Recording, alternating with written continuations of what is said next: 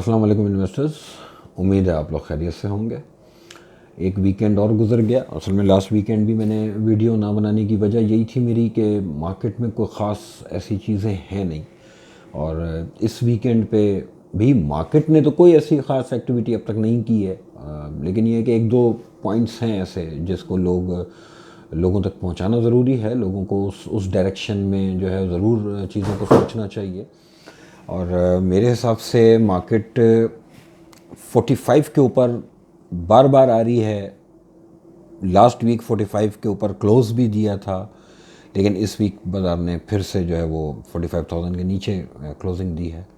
Concern है, इसमें कोई शक नहीं है। मार्केट क्यों नहीं चल रही, उस क्यों नहीं चल रही का जो रीज़न मुझे समझ आ रहा है वो देखें। एक तो वो रीज़न है जो ओपन है कि कोविड-19 का एक फ़ियर है, जिसको जो पब्लिक के जहन में है, और बकौल पब्लिक के मार्केट उसका जो है वो एक इम्पैक्ट ले रही है। और जो मीटिंग होनी थी आज फ्राइडे के दिन, वो इस वक्त जब मैं वीडियो बना रहा हूँ तो पीछे टीवी पे चल रही हैं, वो टिकट्स चल रहे हैं कि फ़ौज को तलब कर लिया गया है। और जिन एरियाज़ में 5% जो है वो अगर पॉजिटिव केसेस आ रहे हैं उनके स्कूल्स को बंद किया जाएगा। तो ये वो इनिशिएटिव्स हैं जो लिए जाते रहेंगे। और अभी तक अल्लाह का शुक्र है कि कोई सीरियस कंडीशन एटलीस्ट कराची में तो नहीं है, मेरे शहर के अंदर नहीं है, और अल्लाह करे ना हो। लास्ट टाइम जो पहली वेव आई थी तो उसमें कराची ज़्यादा इफेक्टेड था। इस दफ़ा जो है पंजाब साइड पे ज़्यादा जो है वो इस चीज़ का इम्पैक्ट नज़र आ रहा है। अल्लाह खैर करेगा, लेकिन देखें इस चीज़ को प्रिडिक्ट नहीं किया जा सकता। अगर मार्केट इस चीज़ का इम्पैक्ट ले रही है तो इस वक्त दुनिया में जो वर्ल्ड रिकॉर्ड बन रहे हैं वो इंडिया में बन रहे हैं, और इंडियन मार्केट बिल्कुल भी इम्पैक्ट नहीं ले रही। इसको इस तरह से लिया जा सकता है कि ठीक है, हमारी मार्केट इम्पैक्ट लेगी कि अगर हमारी इकोनॉमी जो है वो बंद होती है तो डेफिनेटली फिर आपकी मार्केट उसका इम्पैक्ट लेगी। लेकिन वो कितना देर, कितने दिन, यानी आप लोगों को क्या लगता है कि अगर फॉर सपोज पूरा मुल्क लॉकडाउन हो गया तो कितने दिन के लिए?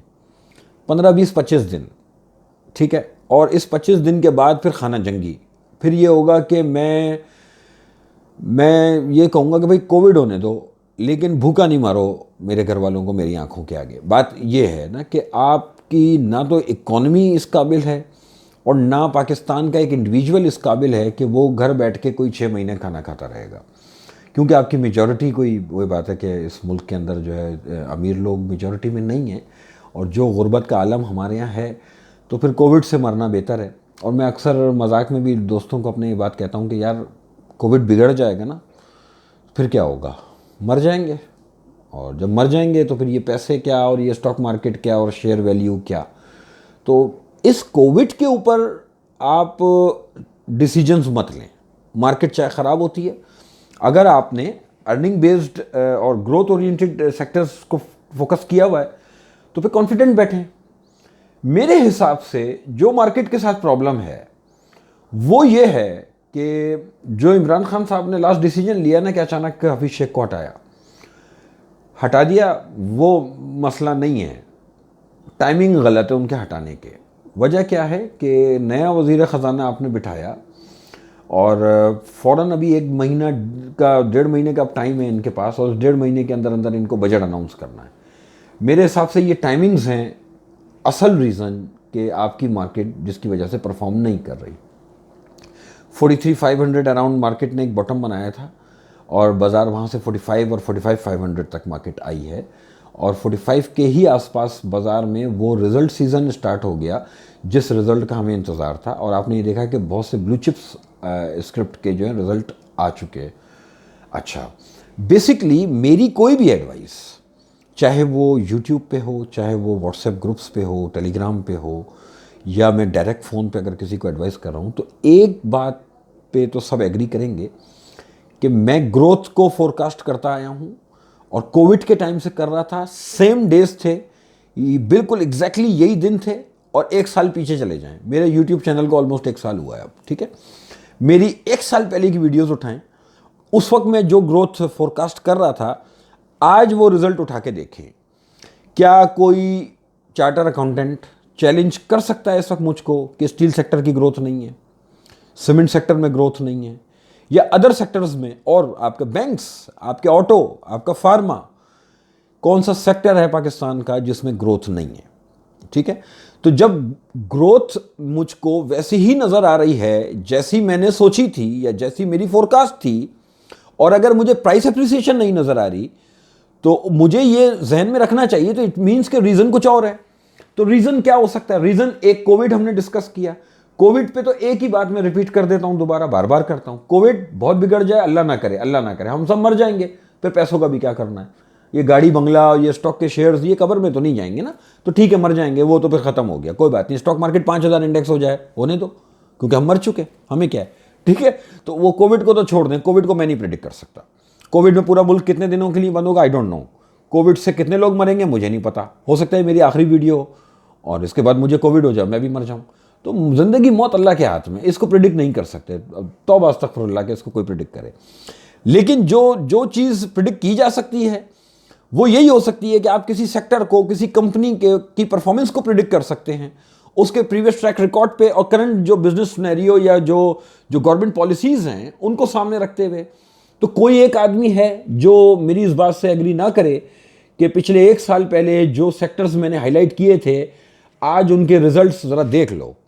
कोई आईएसएल के रिजल्ट को चैलेंज करे और मुझे ये बताए 80 रुपये पे आईएसएल महंगा है। कोई मेपल लीफ के रिजल्ट को चैलेंज करे, और क्या मेपल लीफ यहाँ 44-45 रुपीज़ पे महंगा है।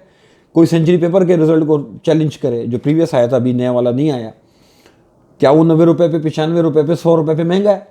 तो शेयर प्राइस जस्टिफाइड है, कम से कम जो सेक्टर्स मैं जो प्रिडिक्ट कर रहा था उनके रिजल्ट्स आउटस्टैंडिंग है।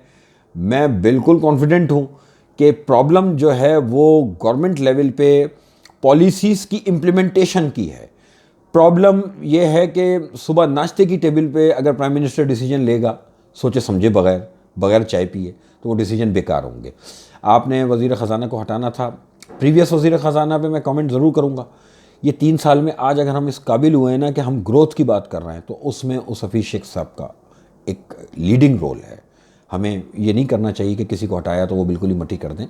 आज आपकी इकॉनमी में मैं मुशर्रफ साहब से का दौर शुरू, यानी नवाज शरीफ का एंड था और मुशर्रफ का आना, वो जो कू हुआ था, आर्मी कू हुआ था, उस वक्त से देख रहा हूँ।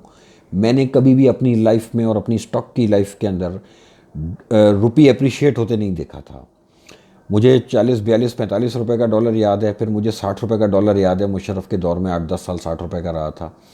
फिर उसके बाद 2008 के बाद डॉलर का बढ़ना और बढ़ के यहाँ तक आना, मैंने कभी भी रुपये में अप्रिसिएशन नहीं देखी थी। डॉलर को नीचे जाते हुए मुल्क में नहीं देखा था। पहली बार अगर मेरे मुल्क में डॉलर नीचे आना शुरू हुआ है तो ये एक स्टेबिलिटी की पहचान है, ये एक डायरेक्शन की पहचान है कि हम राइट डायरेक्शन में हैं, और इस जगह तक लाने वालों में लीडिंग रोल हफीज़ शेख का था। हमें इस चीज़ को जहन में रखना चाहिए। लेकिन अब जो नए आने वाले हैं, मैं डर क्यों नहीं रहा? बेसिकली मार्केट परफॉर्म नहीं कर रही। मार्केट टेक्निकल चार्ट्स पे मूविंग एवरेजेस के ऊपर कम से कम बाजार ख़राब खड़ा है। लेकिन कुछ और टूल्स ऐसे हैं जिनको मैं पिछले 3-4 साल से फॉलो कर रहा हूं, और उस हिसाब से बाजार जब तक 42,800 और 43,000 इन राउंड फिगर, अगर मार्केट जब तक इसके ऊपर है तो मार्केट बिल्कुल तैयार खड़ी है नया हाई बनाने के लिए, जो कि 53,100 के अबव कोई हो सकता है, क्योंकि हमारा प्रीवियस हाई 53,100 है। तो मार्केट उस चैनल में इंटैक्ट है। अब अगर मुझको ये सुनने को मिल रहा है कि प्राइम मिनिस्टर भी ये कह रहा है कि हमें ग्रोथ साइड पे जाना है, और नए फाइनेंस मिनिस्टर और जो फाइनेंस एक टीम बनी है, बेसिकली ये टीम बड़ी इंटरेस्टिंग है, इसको गौर से देखें। इसमें आपके मुल्क के लीडिंग बिजनेसमैन बैठे हैं, इसमें 2 से 3 पुराने एक्स गवर्नर स्टेट बैंक्स बैठे हैं, फिर आपका जो इस वक्त मौजूदा गवर्नर स्टेट बैंक है वो आप नोट करेंगे वो एक कदम आगे आके इस वक्त, जिसे कहते हैं कि गवर्नमेंट को डिफेंड कर रहा होता है, उसकी पॉलिसीज़ को डिफेंड कर रहा होता है, और वो उसकी बातों में कहीं ये नहीं नज़र आया कि वो जो है वो यहूदी लॉबी का आदमी और वो IMF का आदमी और पाकिस्तान को बेचना चाहता है। तो बात यह है कि अब हर चीज़ को हम नेगेटिव लेते हैं। बहुत स्ट्रॉन्ग फुटिंग पे चीज़ें खड़ी हो चुकी। पॉलिटिकल साइड पे डिसीजन मेकर्स जो है ना, वो थोड़ी सी बोंगियाँ मार रहे हैं बेसिकली। और मसला ये, रमज़ान में पूरी कौम बोंगियाँ मारने लगती है तो वो और हमारे हुक्मरान जो हैं और उल्टी सीधी बातें कर रहे होते हैं। मेरे हिसाब से जो टाइम ये चल रहा है ना, बाज़ार ऊपर नीचे होने दें, थोड़ा सा बर्दाश्त कर लें, और अगर बर्दाश्त नहीं है तो इस मार्केट से क्विट कर जाएं। मैं आपको वाहिद वाहिद ब्रोकर हूँ जो अपने मुंह से कह रहा हूँ, आपका काम नहीं है। आज भी एक बंदे ने मेरे पास जो है बगैर पूछे माल बेच दिया, मैंने शुक्र अदा किया, मेरा तू ही बुराई था, अच्छा चला जाओ। इस तरह का ये जो कचरा जमा होता है ना टीवी पे देख के कि स्टॉक मार्केट ऊपर जा रही है, स्टॉक मार्केट ऊपर जा रही है, तो फिर एक कचरा जमा होता है जो उधार ले लेके आता है और स्टॉक मार्केट में सटा करता है। वो ऐसे वक्तों में ना वो लोग इस मार्केट से बाहर हो जाते हैं और मुझे बड़ी खुशी होती है, इनको बाहर होने दो। इस तरह का जो इन्वेस्टर बेस है ना, जो आया जुआ करने था, जिसको ये लग रहा था कि एक महीने में जो है ना वो मैं अपने अब्बा से कहूँगा अब्बा मैंने इतने पैसे कमा लिया, अब मेरी शादी कर दो, तो वो असल में अरमानों पे पानी फिर गया, वो पैसा वापस जा रहा है। अदरवाइज इस वक्त जो मिच्योर जो इन्वेस्टर्स जो है ना हमारे, मैं उनसे मुखातिब हूँ, मैं आपसे कह रहा हूँ कि आप इन्वेस्ट करें लाइफ टाइम अपॉर्चुनिटीज़ पे। आज भी आपकी शेयर प्राइस खड़ी है, कोविड से मरना है तो उसके बाद शेयर भी कब्र में नहीं जाएंगे, ठीक है। इसके अलावा कोई रीज़न ऐसा नहीं है सिवाय इसके कि बजट का इंतज़ार हो रहा है, आपकी मार्केट इंतज़ार कर रही है, नए जो आपका जो फाइनेंशियल टीम है ना, इस टीम की इम्प्लीमेंटेशन, पॉलिसी इम्प्लीमेंटेशन ये टीम कैसे करेगी, सिर्फ उसका इंतज़ार हो रहा है। अब इस टीम में जिस तरह के रिलायबल और क्रेडिबल लोग बैठे हैं ना, मैं बहुत कॉन्फिडेंट हूँ कि ये लोग इंशाल्लाह परफॉर्म करेंगे। आपको जब तक टीवी पे या सोशल मीडिया पे बजट से रिलेटेड कुछ खबरें नहीं मिलनी शुरू होंगी ना कि बजट में कौन से सेक्टर पर टैक्स लग रहा है, कौन से पे नहीं लग रहा है, क्योंकि एक फियर है आपकी बिजनेस कम्युनिटी के अंदर, क्योंकि आप रिसेंटली आईएमएफ के पास गए हैं। अब आप ये सोचें, प्राइम मिनिस्टर और फाइनेंस मिनिस्टर ये कह रहे हैं कि हम ग्रोथ साइड पे जाएंगे, और अभी पिछले वाले फाइनेंस मिनिस्टर जो है आईएमएफ से डील कर गए। आईएमएफ के साथ बैठना और ग्रोथ में जाना ये दो पैरेलल बातें हैं, दो अलग अलग बातें हैं, दो अलग अलग टॉपिक हैं। क्योंकि आईएमएफ के पास जाने का मतलब यह है कि आईएमएफ कभी भी आपको ग्रोथ साइड पे नहीं जाने देगा। मार्केट के रुकने का बेसिक रीजन ये है, मार्केट इस बात का इंतजार कर रही है कि गवर्नमेंट ऑफिशियल्स इस बात को क्लियर करें कि आईएमएफ में जाने के बाद आप किस तरह से ग्रोथ को जो है आगे लेके जाएंगे, क्या पॉलिसी है आपके पास, आप स्टेट बैंक से क्या नेगोशिएट करेंगे। जो 5 रुपये 6 रुपये बिजली की प्राइस बढ़ाने का वो पिछले वाले वादा कर गए, उस पर आपने नेगोशिएट क्या किया। जब तक ये बातें टीवी पे नहीं आएंगी तब तक मार्केट ठीक नहीं होगी। मार्केट नीचे जाए, इन्वेस्ट करना चाहिए, सट्टे में टोटल हार जाएंगे आप लोग, सट्टा करने की जरूरत नहीं है। वो काम करें जिसका पता हो, शेयर वो खरीदें जो कल का ये पता हो कि बाजार क्रैश होने के बाद 20,000 पॉइंट नीचे जाने के बाद भी पलट के आएगा तो ये शेयर की प्राइस आ जाएगी। कोई भी ऐसा शेयर मत लें जो लेने के बाद पूछा जाए कि हाँ जी अब इसमें क्या होगा। तो इस तरह की किसी भी चीज़ में काम करेंगे। जैसे आजकल फिर एक छोटा सा आइटम है, जो पहले पेनी स्टॉक होता था वो बड़ा हो गया, तो वो पहले जब तक पेनी स्टॉक था और एक खास रेट तक मैंने भी बहुत काम किया उसके अंदर, लेकिन जब वो अनजस्टिफाइड लग रहा है मुझे तो मैं दूर हूँ। लोग उसमें इंटरेस्ट ले रहे हैं। काम उस शेयर में करें कि जो लोअर इंडेक्स पे भी आपके प्राइस वापस आ जाए। तो यानी उन सेक्टर्स में, उन कंपनीज में इन्वेस्ट करें जिसमें ग्रोथ है, रिजल्ट सीजन चल रहा है, ग्रोथ सामने नज़र आ रही है। अगर खुद नहीं समझ आती तो हमसे पूछ लें, हमसे नहीं पूछना है तो किसी और चार्टर अकाउंटेंट से पूछ लें या किसी ऐसे से पूछ लें जो कम से कम आपको फाइनेंस के बारे में समझा सके, जो बैलेंस शीट पढ़ा सके, ठीक है। तो आप अगर फोकस रहेंगे। अच्छा, टेक्सटाइल सेक्टर का मुझसे लोग पूछ रहे थे ना कि टेक्सटाइल की कुछ टॉपिक्स हैं जो मार्केट में परफॉर्म नहीं कर रही। सिंपल रीज़न है, जब तक आपका ये रुपी स्ट्रेंथन हो रहा है और डॉलर नीचे जा रहा है ना, तो आपकी ओवरऑल बिजनेस एक्टिविटी जो है ना वो मुल्क में डिस्टर्ब रहेगी। प्रॉब्लम ये नहीं है कि डॉलर 150 का हो या 160 का हो। मेरे हिसाब से एक मिसाल दे रहा हूँ, डॉलर 400 रुपये का हो जाए, अल्लाह ना करे, डॉलर की कोई भी रेट हो, एक जगह स्टेबल हो, स्टेबल। जब तक स्टेबल नहीं होगा बिजनेस नहीं हो सकता। ये निशात मिल या निशात चुनिया या जितने भी एक्सपोर्टर्स हैं, इस वक्त आप इनसे एक्सपेक्ट नहीं करें कि ये इनकी शेयर प्राइस को परफॉर्म करेगी। क्यों कि इस वक्त डॉलर नीचे जा रहा है। जब तक डॉलर नीचे जा रहा है इनकी टांगें कांप रही हैं बेचारों की। इन्होंने पिछले 2-4-5 साल में बहुत पैसे बनाए हैं, अभी थोड़े से पैसे इनके निकलने का टाइम है, तो इसलिए थोड़ा सा बर्दाश्त करें। कुछ चीज़ें देखिए, मैक्रो लेवल पे जब चेंजेस आ रही होती है ना तो स्टॉक मार्केट इसी तरह परफॉर्म करती हैं।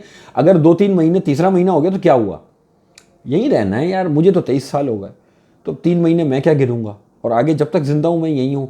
तो इसलिए आप लोग भी प्रिपेयर रहें, यहीं रहना है, ठीक है। कोई जल्दी नहीं है, इंशाल्लाह मार्केट चलेगी। जब तक 43 और 42,800 के ऊपर है ना, हम 53,100 को ब्रेक करने की पोजीशन में खड़े हैं। बेशक थोड़ा सा टाइम और लग जाए, बजट की वजह यह है, मैं फील कर रहा था कि रमज़ान अच्छा गुजरेगा, तो रमज़ान तो अच्छा गुजर रहा है, ठीक है। अल्लाह पाक का बड़ा शुक्र है, बड़े अच्छे रोज़े जा रहे हैं, कोई गर्मी नहीं लग रही किसी को। बाकी मार्केट को आप जिसे कहते हैं ज़बरदस्ती नहीं है। मुझसे दुश्मनी नहीं करें, उल्टे सीधे कमेंट्स करने की ज़रूरत नहीं है, मेरी सेहत पे कोई असर नहीं पड़ेगा, मैं हंस रहा होता हूँ, ठीक है।